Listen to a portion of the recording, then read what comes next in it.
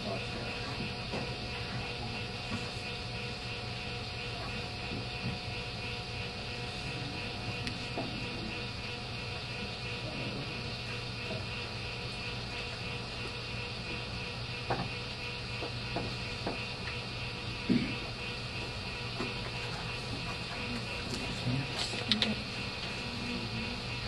I'm Cadet Chief Master Sergeant McGinnis, and my speech today is about Americans' aerospace power and why it is vital to national security. Let me begin with defining aerospace. Aerospace is comprised of the atmosphere of Earth and surrounding space. The term is typically used to refer to industry that researches, designs, manufactures, operates, and maintains vehicles moving through this air and space. As you can see, aerospace is a very diverse field with a multitude of commercial, industrial, and military applications, and is very vital in today's society, especially national security. My main focus is on national security and its importance against terrorist attacks. Terrorists have no boundaries and will not stop at their borders or any others. So we can clearly realize the necessity for aerospace power when national and international terrorist networks such as Al-Qaeda have said they have the right to, quote, kill 4 million Americans, 2 million of them children, and to exile twice as many, and to wound and cripple thousands. Our new enemy is contemporary of free people, claiming that men and women who live in liberty are weak and decadent. Al Zakirwi, a Jordanian-born Sunni militant, said that Americans are, quote, the most cowardly of God's creatures. But let's be clear, it is cowardice that seeks to kill children and elderly with car bombs, cuts the throat of bound captives, and targets worshippers leaving their mosque. Evil men that are obsessed with ambition and unburdened by conscience must be taken very seriously. The tragic terrorist strike on September 11, 2001 on American soil highlighted the need to dramatically improve our country's capabilities in several areas. Air traffic management, security of our national airspace, airport security, and aircraft security. National security has not measured up in terms of ground given up, lives lost, time it takes to complete the mission or more. Aerospace is critical in keeping one step ahead of our potential adversaries. Please see handout A. It reports of Russian Tu-95s capable of carrying nuclear weapons that President Putin has permanently assigned to patrol against unspecified threats against Russia. The Tu-95s have been upgraded with electronic intelligence and have a range of more than 8,000 miles. That's more than enough to reach the United States.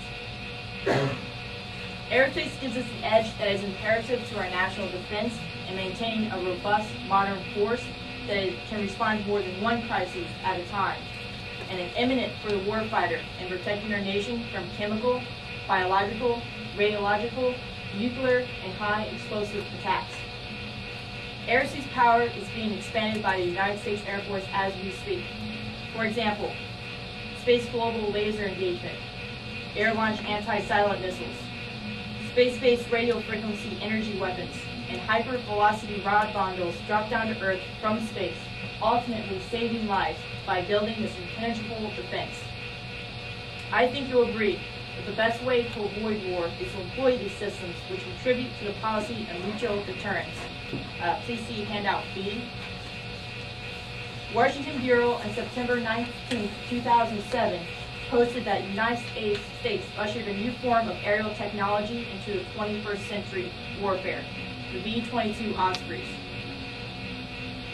Aerospace ensures the survival of our space assets and our future. Aerospace power is the future, a future that holds a new generation of weapons, weapons that will give us the edge against terrorists, such as the hypersonic cruise vehicle that will allow the U.S. to attack its enemy at lightning speed from its own territory, space. I provide more information on the hypersonic cruise vehicle. It's on handout C. Although we are not privy to current research and development, but one only has to use their imagination or Google the web to speculate as to what is up and coming. Aerospace Power Journal, U.S. Air Force publication, sheds some light to technological advancements in our very near future. For example, directed energy beams. Currently under development are particle and laser beams that can be targeted from space to any place in the world. This will enable us to destroy enemy facilities instantly without risking a single American life. Directing energy beams would give us the ability to deny an adversary access to space. Also, sensor to shooter. The report emphasizes the space capabilities are an integral part of our modern fighting force. It provides advanced surveillance and reconnaissance information over high-risk aircraft denied access areas. It would give our strike forces the ability to identify and track moving targets anywhere on the surface of Earth, and at the same time, reduce our military's reaction time to minutes or even seconds. General Hap Arnold, architect of American Air Power, fostered that development of transformational innovations as jet aircraft, rocketry, and supersonic flight, and believed technology superiority leads to air and space superiority. So as I perceive it, aerospace is vital to our national security, and as the Office of the Secretary of the Air Force will adequately put it, quote, a roadmap to the future. And here's your roadmap to the future. Thank you. Is there any questions? Is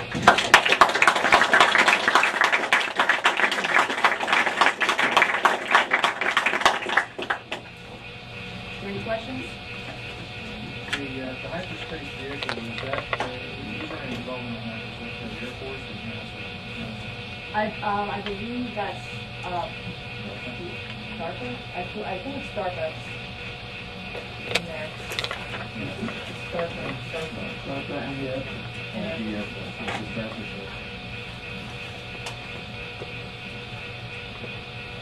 Okay.